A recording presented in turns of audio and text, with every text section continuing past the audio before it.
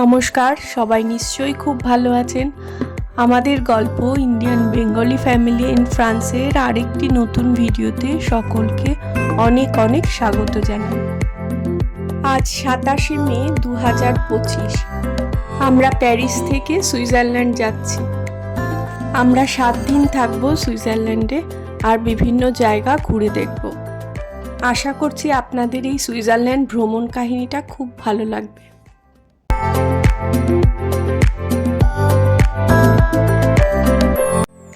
আজকের ভিডিওতে থাকছে প্যারিস থেকে সুইজারল্যান্ড যাওয়ার যাত্রাপথের গল্প আর জেনিভা লেকের পাড়ে অবস্থিত ছোট্ট একটা সুন্দর শহর মন্ত্রোর গল্প, যেখানে আমাদের জীবনের খুব সুন্দর একটা বছর কেটেছিল।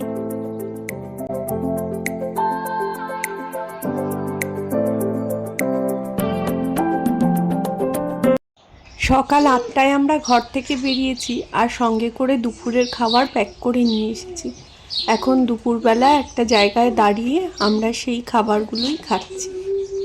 হাত দেয় না বাবা, হাত দেয় না, হাত দেয় না, নোংরা, হাত দেয় না।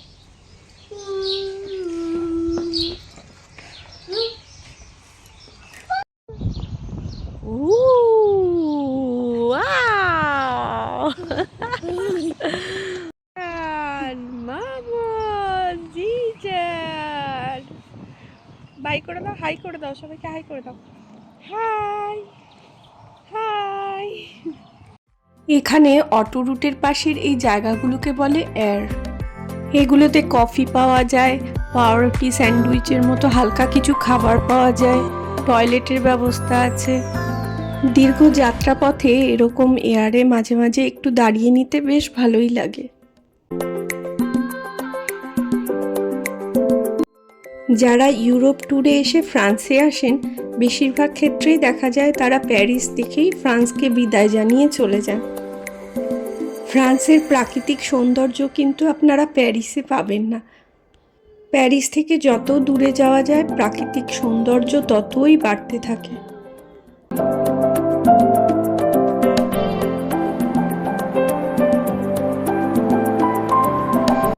প্যারিস থেকে সুইজারল্যান্ডের ডিস্টেন্স প্রায় 600-700 কিলোমিটার। আমরা কোন রাস্তা ধরছি এবং সুইজারল্যান্ডে কোথায় যাচ্ছি তার উপরে নির্ভর করে ডিস্টেন্সটা।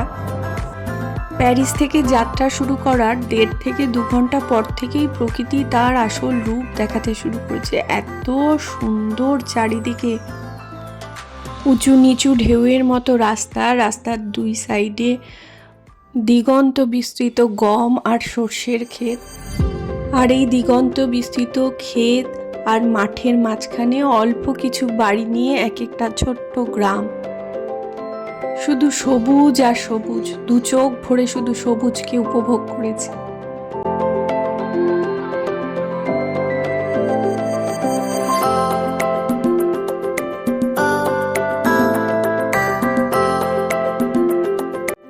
ঘাসের এই চাদরগুলোকে দেখে মনে হচ্ছে যেন সবুজ রঙের কার্পেট পাতা রয়েছে চারিদিকে।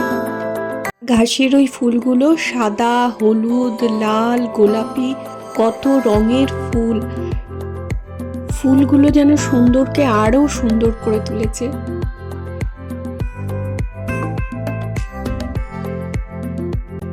আমরা এখন ফ্রান্সের দক্ষিণ পূর্ব দিকে রয়েছি। এখানে শুধুই দিগন্ত বিস্তৃত ক্ষেত আর পশুচারণের জন্য ঘাসের মাঠ।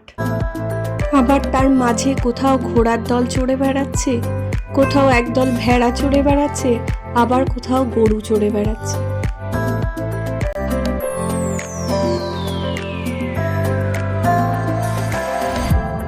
আমরা প্যারিস থেকে ট্রেনে বা ফ্লাইটে যেতেই পারতাম সুইজারল্যান্ডে, তাতে জার্নিটা একটু কমতো, কিন্তু আমরা এই রোড ট্রিপটাই করতে চেয়েছিলাম। সাথে ছোট বাচ্চা আছে, বয়স্ক মানুষ আছে। সুইজারল্যান্ডে গিয়ে সাইট সিনিংয়ে বারবার ট্রেন বাস চেঞ্জ করাটাও একটু ঝামেলার ছিল, সেই জন্য আমরা গাড়ি নিয়েই চলেছি। আমরা প্যারিসের একজন ট্যুর অপারেটরের থেকে 7 দিনের গাড়ি এবং হোটেলের প্যাকেজ নিয়েছি, খাওয়া দাওয়া আমাদের নিজেদের।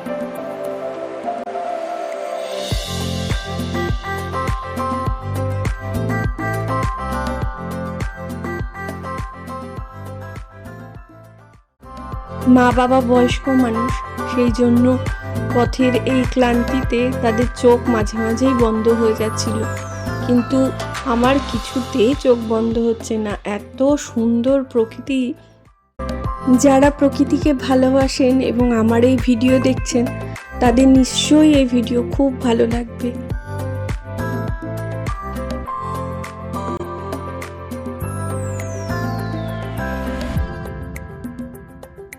ট্যুর প্ল্যানে ছিল আমরা প্যারিস থেকে সোজা জেনিভা যাব, জেনিভা শহরটা ঘুরে দেখব, রাতে ওখানে খাওয়া দাওয়া করে তারপরে আমাদের যেখানে এয়ারবিএনবি নেওয়া আছে সেখানে যাব। পথে যেতে যেতেই আমরা ঠিক করলাম জেনিভা লেক দেখব, তবে জেনিভা থেকে নয়, মন্ত্র থেকে। মন্ত্র জেনিভা লেকের পাড়েই একটা ছোট্ট শহর। বিয়ের পর হাজবেন্ডের হাত ধরেই আমার প্রথম দেশের বাইরে পা রাখা, প্রথমবার বিদেশ দেখা। 14 বছর আগে বিদেশে এই মন্ত্র শহরেই আমাদের দুজনের ছোট্ট একটা সংসার পাতা। তাই আমরা ঠিক করলাম জেনিভা নয়, আমরা মন্ত্রতেই যাব। 14 বছর আগের ফেলে আসা সেই স্মৃতিগুলোকে আরেকবার দেখে নেব। আমাদের tour manager cum guide cum driver রহমানদাকে বলা মাত্রই তিনি আর দ্বিমত করেননি।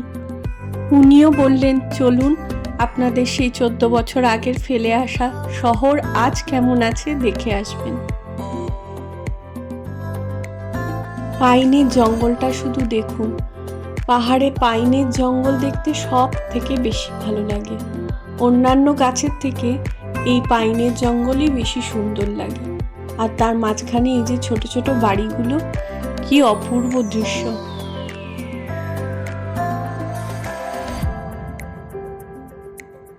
মন্ত্রকে ফিরে দেখার আরও 3টে কারণ আমার মনের মধ্যে ঘোরাঘুরি করছিল।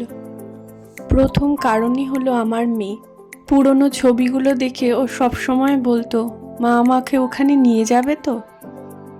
দ্বিতীয়ত মা বাবাকে দেখানো। মাকে কত কত গল্প করেছি। তখন তো আমাদের কারোরই স্মার্টফোন ছিল না, তখন ফেসবুকেও একটা অ্যাকাউন্ট ছিল না। তখন অর্কুটে মার সাথে ভিডিও চ্যাট করতাম আর ল্যাপটপটার ক্যামেরা দিয়ে এ জানলা ও জানলা ঘুরিয়ে ঘুরিয়ে মাকে জায়গাটা দেখানোর একটু চেষ্টা করতাম। দেখুন গ্রামটা কি সুন্দর। এই গ্রামগুলোকেই দূর থেকে দেখছিলাম এতক্ষণ। এখন এই গ্রামগুলোর পথে পথেই আমরা চলেছি। মন্ত্রকে ফিরে দেখতে চাওয়ার তৃতীয় কারণ হলো মেরি। যখন প্রথমবার বিদেশে এসেছি তখন বিদেশের আদব কায়দা আমার কিছুই জানা ছিল না। দেখতে দেখতে আমরা ফ্রান্স আর সুইজারল্যান্ডের বর্ডারে চলে এসেছি। এই আমরা ফ্রান্সের বর্ডার ক্রস করে নোম্যান্স ল্যান্ডে আসলাম। দেখুন কোথাও কোনো সিকিউরিটির কোনো ব্যাপারই নেই। কি সুন্দর, এদেশ থেকে ওদেশে এমনিই চলে যাওয়া যায়। আর ওই যে দেখা যাচ্ছে সামনে সুইজারল্যান্ডের এন্ট্রি। কি ভালো না ব্যাপারটা। কোথাও কোনো পুলিশ নেই, চেক নেই। তোমার যেমন ইচ্ছে তুমি যাও আসো, কোনো ব্যাপার নেই।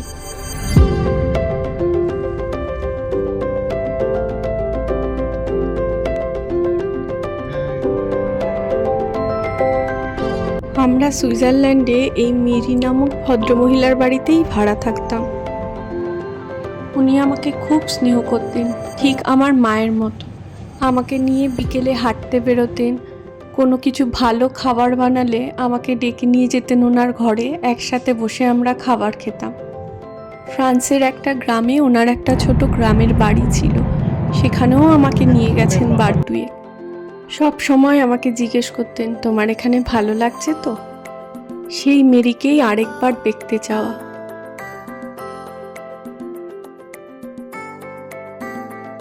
দেখুন, কথা বলতে বলতে চলেও এসেছি জেনিভা লেক। ডান দিকে জেনিভা লেক, অপূর্ব সুন্দর একটা লেক। পুরো পাটটা দিয়ে ট্রেনটা যেত, আর এগুলো হচ্ছে সব আঙ্গুরের ক্ষেত। জেনিভা লেকের এই পার্টটা হলো সুইজারল্যান্ড আর ওই পার্টটা ফ্রান্স।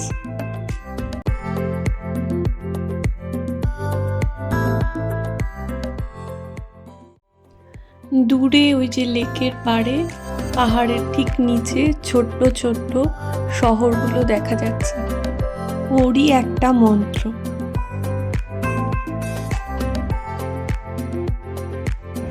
পথের ডান দিকে জেনিভা লেক আর বাঁ দিকে এই যে আঙুরের ক্ষেতগুলো।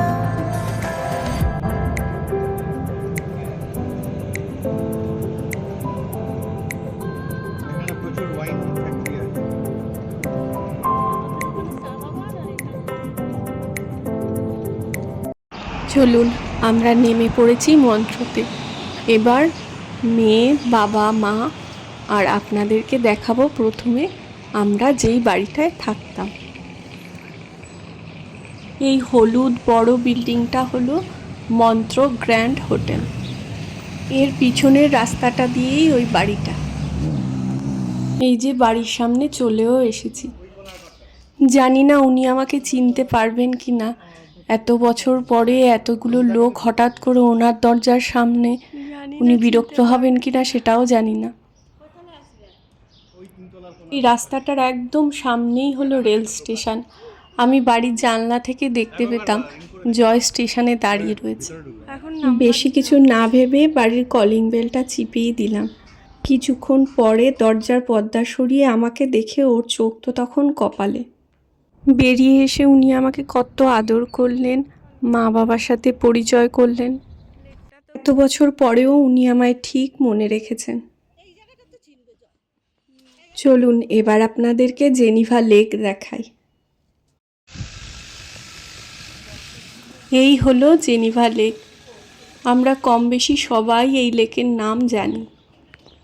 জেনিভা থেকে নয়, বরং জেনিভা লেকের পাড়ে অন্যান্য ছোট শহরগুলো থেকে এই লেকের সৌন্দর্য আরও বেশি ভালো লাগে।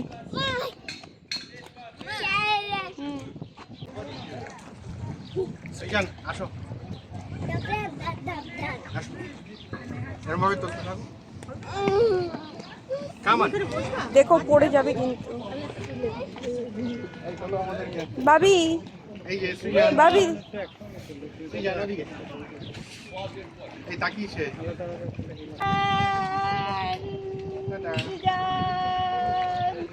জুন জুলাই মাসে এই লেকের পাড়ের এই রাস্তাটা ধরেই একটা বড় মিউজিক্যাল ফেস্টিভ্যাল হয়, তার নাম জ্যাজ। এখন এখানে সেই জ্যাজ ফেস্টিভ্যালের জন্যই কাজ চলছে, সব জায়গায় কনস্ট্রাকশনের কাজ চলছে। ফটো তুলতে তুলতে ফটো মেমোরি ফুল হয়ে গেছে।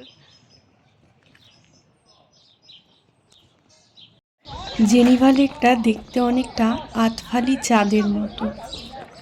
লম্বায় ৭৩ কিলোমিটার আর চওড়ায় ১৪ কিলোমিটার। গড় গভীরতা ৫০৩ ফুট। কোথাও কোথাও এর গভীরতা ১০০০ ফুটেরও বেশি।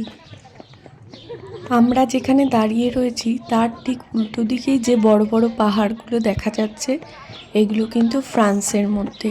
জেনিভা লেকের এই পার্টটা সুইজারল্যান্ডের আর ও পাশটা ফ্রান্সের।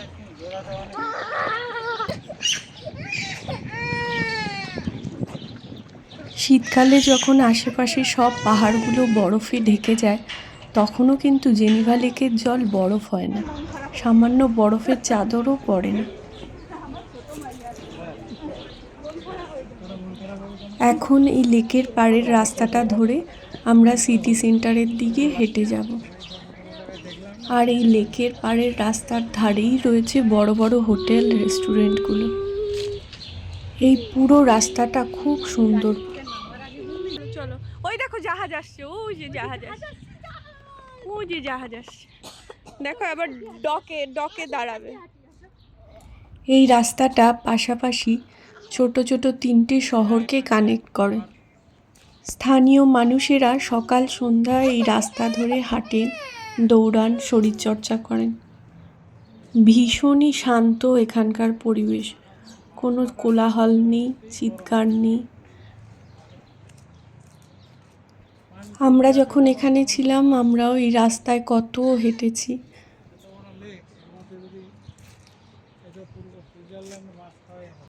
এই সুভেনিয়ার শপটা একজন গুজরাটি ভদ্রলোকের, ওনার সাথেও তখন বেশ পরিচয় হয়েছিল। আগে লেকের পাড়ে এই রেলিংগুলো ছিল না। এই লেকের পাড়ে নভেম্বর ডিসেম্বর মাসে ক্রিসমাসের একটা খুব বড় মেলা হয়। প্রায় 1-1.5 কিলোমিটার রাস্তা জুড়ে বিভিন্ন রকম দোকানপাট বসে।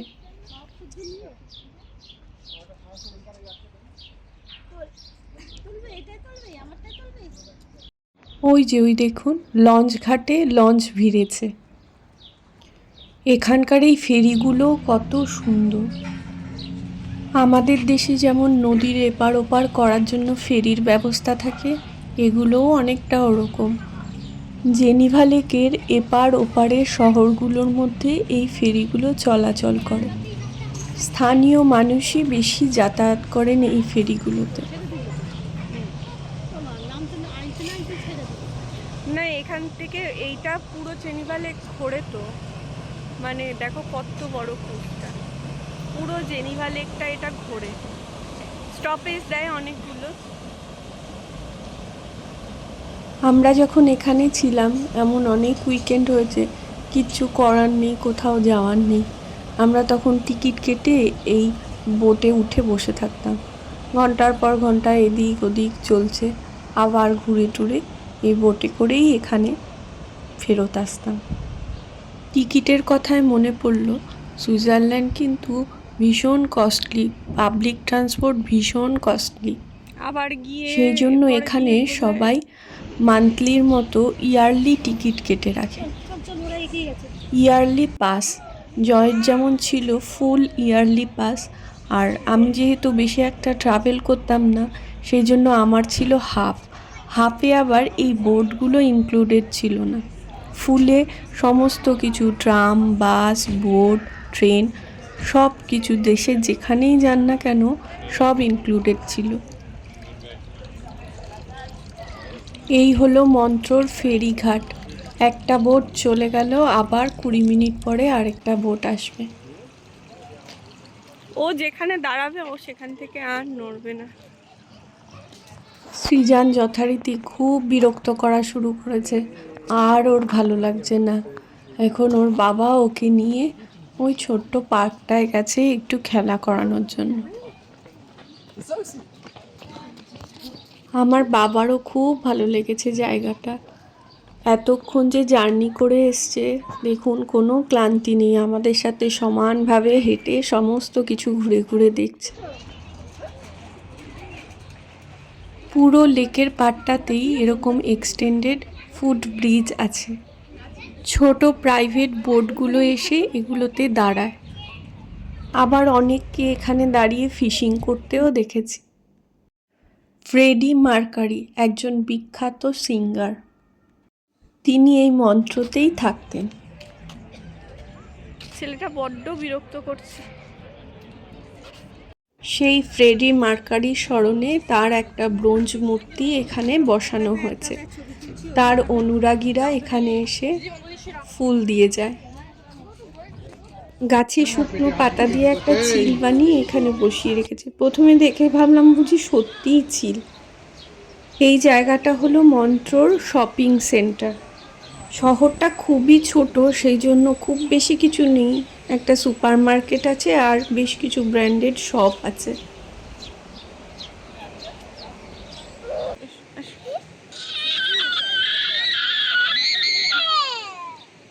চলো আজ যাবো না, চলো চলো, কাঁদছো কেন? কাঁদছে কেন? সৃজন কাঁদছে কেন? সৃজন কাঁদছে কেন? সৃজন কাঁদছে কেন? আর একটু সামনে এগিয়ে গেলেই একটা বড় ক্যাসিনো আছে, কিন্তু এখন আর সেটায় যাওয়া সম্ভব নয়। সৃজন পুরোপুরি বিগড়ে গেছে, ও এখন বাড়ি ফিরতে চায়।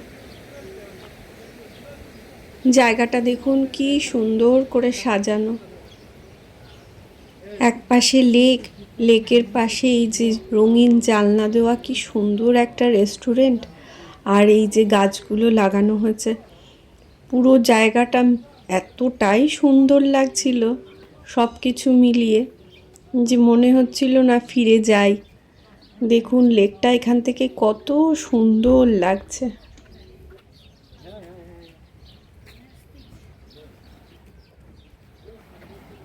এখানকার মানুষজনই সব কিছু সুন্দরভাবে গুছিয়ে গাছিয়ে রাখতে খুব পছন্দ করে, যার জন্য এই জায়গাগুলো এখনও এত সুন্দর রয়েছে। আমাদের দেশের ট্যুরিস্ট স্পটগুলো একটুও সুন্দর থাকে না, তার কারণ কিন্তু আমরাই। যেখানে সেখানে যা কিছু ফেলে রাখি, প্লাস্টিক আবর্জনায় ভরে থাকে সমস্ত জায়গাগুলো। একে তো এত মানুষের চাপ, তার উপরে আবার আমরা কেউই পরিবেশ সমাজের প্রতি দায়িত্ববান নই। সামনে ওই যে মিগ্রোস দেখা যাচ্ছে, ওই মিগ্রোস থেকেই আমরা বাজার করতাম। এই পুরো শহরে ওই একটাই সুপার মার্কেট আছে। এবার আমরা ফিরছি, যেখানে গাড়ি পার্কিং করা আছে সেখানটাতে যাব। লেকের পাশেই একটা জায়গায় গাড়িটা পার্কিং করা আছে, আমরা সেখানেই যাচ্ছি। আমরা যেখানে থাকবো সেই গ্রামটার নাম হলো ওল্ড ফ্লেন্সউইল। জার্মানি বর্ডারের কাছে এই গ্রামটা। তো এখান থেকে আমাদের যেতে প্রায় 1-1.5 ঘন্টা সময় লাগবে গাড়িতে। তাই মন্ত্রকে বিদায় জানিয়ে চেপে বসলাম গাড়িতে। আর হয়তো কখনো ফিরে আসা হবে না এই মন্ত্রতে। আপনাদের কেমন লাগলো এই জেনিভা লেকের পাড়ে ছোট্ট শহর মন্ত্রকে, আর প্যারিস থেকে এই সুইজারল্যান্ডে আসার আমাদের এই যাত্রাপথের গল্প? অবশ্যই কমেন্টস করে জানাবেন। সুইজারল্যান্ডে থাকার আরও 6 দিনের গল্প আমি এই চ্যানেলে শেয়ার করতে থাকব। খুব শীঘ্রই আরেকটা নতুন ভিডিও নিয়ে ফিরে আসব। ততক্ষণ পর্যন্ত সবাই ভালো থাকবেন, সুস্থ থাকবেন আর সাবধানে থাকবেন।